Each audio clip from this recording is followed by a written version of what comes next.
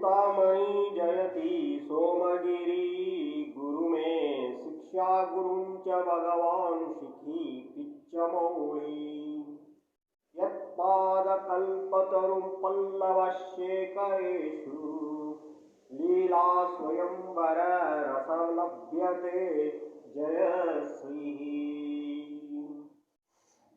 चिंतामणि तथा मेरे दीक्षा गुरु सोमगिरी की जय हो। मेरे शिक्षा गुरु पूर्ण पुरुषोत्तम भगवान की जय हो, जो अपने मुकुट में मोर पंख धारण करते हैं।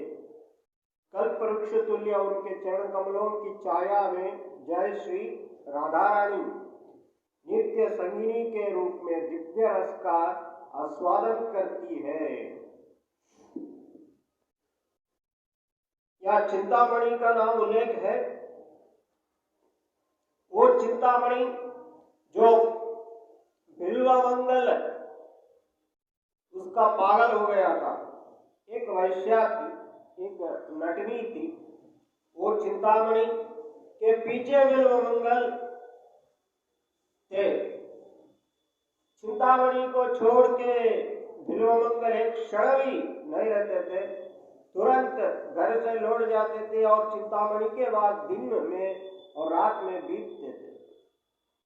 लेकिन एक दिन चिंतामणि ने कृष्ण की ओर अभिमुख करके कृष्ण भक्ति में लीन हो गई थी। वो देख के बिल्वमंगल का जीवन परिवर्तन हो गया। इसीलिए बिल्वमंगल चिंतामणि को ही गुरु माने, इसलिए उसका उल्लेख चिंतामणि दिया है। यह श्लोक कृष्ण कर्णामृत से लिया गया है। एक कृष्ण कर्णामृत जो बिल्वमंगल विरचित एक ग्रंथ है, एक कृति है, उससे लिया गया है, जिसे बिल्वमंगल ठाकुर नाम के एक महान वैष्णव सन्यासी ने लिखा था, जिन्हें लीला शुक भी कहा जाता है। बिल्वमंगल का नाम लीला शुक भी है। वो भगवान की नित्य लीलाओं में प्रविष्ट होने के लिए उत्कंठ इच्छा थे और साथ में 100 वर्ष तक वृंदावन में ब्रह्म कुंड के समीप रहे, जो आज भी स्नान करने के सरोवर के रूप में विद्यमान है। बिल्वमंगल ठाकुर का जीवन चरित्र श्री वल्लभ दिग्विजय नाम के पुस्तक में दिया गया है। वो द्रविड़ प्रदेश में 8वीं सदी शक संवत्स में उत्पन्न हुए और विष्णु स्वामी के प्रमुख शिष्य थे। द्वारका में शंकराचार्य के मठ में मंदिर तथा मठों की जो सूची मिलती है, उसमें बिल्वमंगल का नाम व द्वारकाधीश मंदिर के संस्थापक के रूप में उल्लेखित है। उन्होंने अपने अर्च विग्रह की सेवा भार वल्लभ भट्ट के शिष्य हरि ब्रह्मचारी को सौंपा था। बिल्वमंगल ठाकुर ने वास्तव में भगवान कृष्ण की लीलाओं में प्रवेश किया था।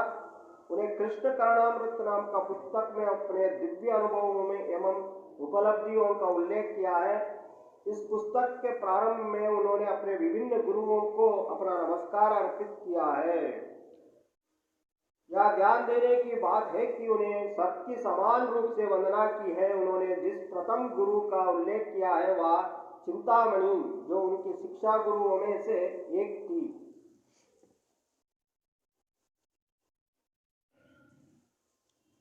क्योंकि उसने ही उन्हें सर्वप्रथम आध्यात्मिक मार्ग दिखलाया था। चिंतामणि एक वैश्या थी, जिसने अपने प्रारंभिक जीवन में बिल्वमंगल की घनिष्ठता थी। चिंतामणि ने उन्हें भक्ति पथ पर चलने की प्रेरणा दी थी, क्योंकि उसने ही कृष्ण प्रेम द्वारा सिद्धि के लिए प्रयास करने हेतु इस संसार को त्यागने के लिए बिल्वमंगल को प्रेरित किया था। इसलिए बिल्वमंगल ठाकुर ने सर्वप्रथम उसे ही नमस्कार किया। तत्पश्चात वो अपनी दीक्षा गुरु सोमगिरी को नमस्कार करते हैं, उसके बाद पूर्ण पुरुषोत्तम भगवान को, क्योंकि वो भी उनके शिक्षा गुरु थे। आज से गीता भी थोड़ा देखेंगे, इसलिए गीता इसमें भी आया है, कृष्ण को ही गुरु माना है बिल्वमंगल ने। वो तो जगत गुरु है, कृष्णम वंदे जगत गुरु। वो स्पष्ट रूप से मोर पंख से युक्त प्रकट धारण करने वाले भगवान उल्लेख करते हैं, क्योंकि वृंदावन के स्वामी गोप कुमार कृष्ण बिल्वमंगल से बातचीत करने और उन्हें दूध देने के आया करते थे।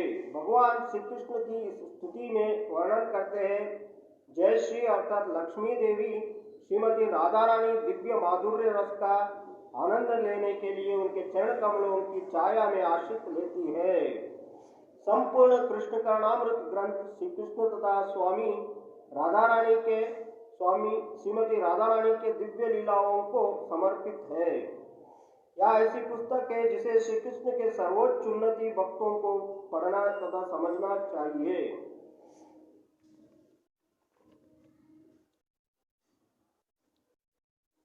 जीवे साक्षात नहीं ताते गुरु चैत्य रूपे, शिक्षा गुरु है कृष्ण महंत स्वरूपे। परमात्मा की उपस्थिति का प्रत्यक्ष अनुभव नहीं किया जा सकता, अतः वो हमारे समक्ष मुक्त भक्त के रूप में प्रकट होते हैं। ऐसा गुरु साक्षात कृष्ण के अतिरिक्त कोई अन्य नहीं होता। भक्त जीव के लिए पूर्ण पुरुषोत्तम भगवान कृष्ण प्रत्यक्ष रीति से भेंट कर पाना संभव नहीं होता, किंतु यदि वह निष्ठावान भक्त बन जाता है और गंभीरता पूर्वक भक्ति करता है, तो भगवान कृष्ण उस पर कृपा करने एवं उसमें भगवत सेवा की शुद्ध पवित्र प्रवृत्ति को जागृत करने के लिए शिक्षा गुरु भेजते हैं।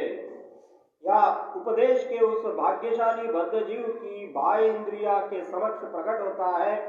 साथ ही साथ वह भक्त भीतर से चैतन्य गुरु कृष्ण द्वारा मार्ग निर्देशन प्राप्त करता है, जो हर जीव के हृदय में गुरु रूप में आसीन है। भगवान अपने भक्त को छोड़ते नहीं, भक्त को पालन करता है, पोषण करता है।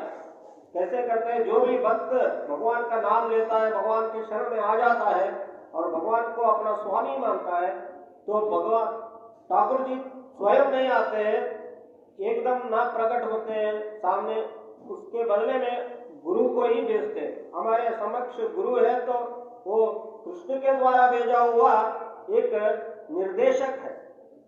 कृष्ण ने भेजा है, इसलिए गुरु प्राप्ति हुई है। कृष्ण भेजे नहीं तो गुरु प्राप्ति असंभव है। इसलिए गुरु को कृष्ण तुल्य मानना चाहिए, कृष्ण ही मानना चाहिए, तभी कृष्ण हमको प्रत्यक्ष रूप में कुछ ना कुछ दर्शन देने का संभव होता है। जब तक हमें श्रद्धा नहीं बढ़ती, भक्ति नहीं बढ़ जाता है, तब तक कृष्ण का दर्शन होना असंभव रहता है। इसलिए भक्ति करना चाहिए, रोज रोज सत्संग करना, सुनना, श्रवण कीर्तन करना चाहिए, सेवा भी करना चाहिए। जो भी हम सेवा हाथ से करते हैं वो कृष्ण को समर्पित करना ही सेवा होता है।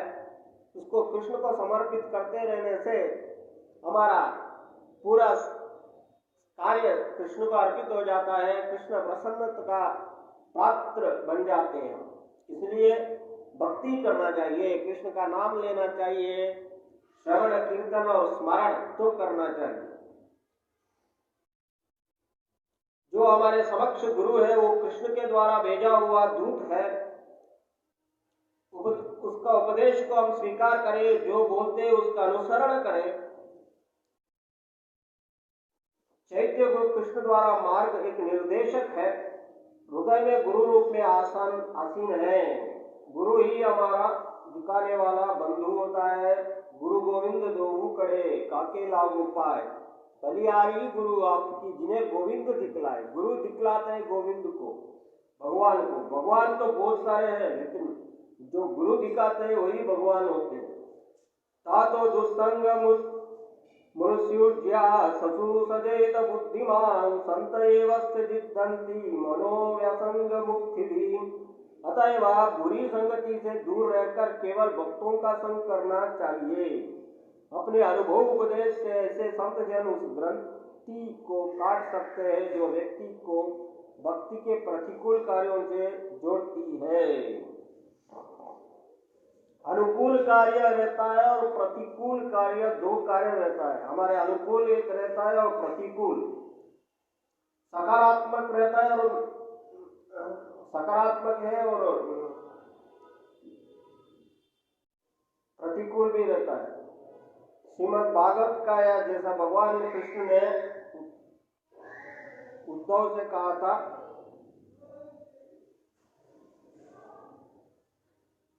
उद्धव गीता के नाम से जाने जाने वाले श्लोकों को अंतर्गत आता है।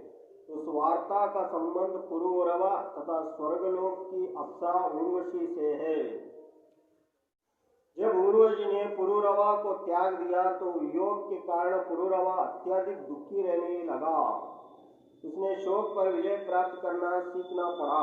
यह संकेत किया गया कि दिव्य विज्ञान की शिक्षा प्राप्त करने के लिए अनिवार्य है कि मनुष्य अवांछित व्यक्तियों की संगति से दूर रहे, सदैव ऐसे संत तथा महात्माओं का संग करे जो दिव्य ज्ञान की शिक्षा देने में समर्थ हो।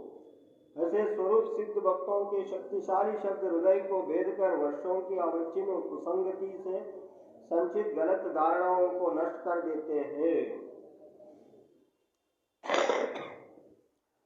नवदीक्षित भक्त के लिए दो प्रकार का व्यक्ति है जिसका संग अवच्छिन्न है।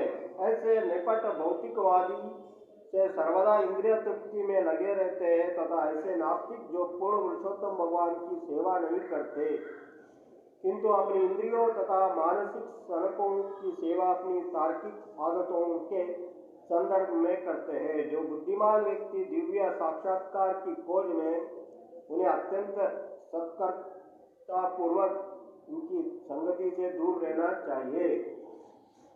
जो प्रतिकूल व्यक्तियां हैं उनसे हम दूर रहने का प्रयास करना चाहिए। अनुकूल जो है उनके संग करना चाहिए। सज्जनों का संग से भगवान की भजन सेवा अनुकूल में रहता है। दुर्जनों का संग दूर करने से नकारात्मक भी दूर हो जाता है।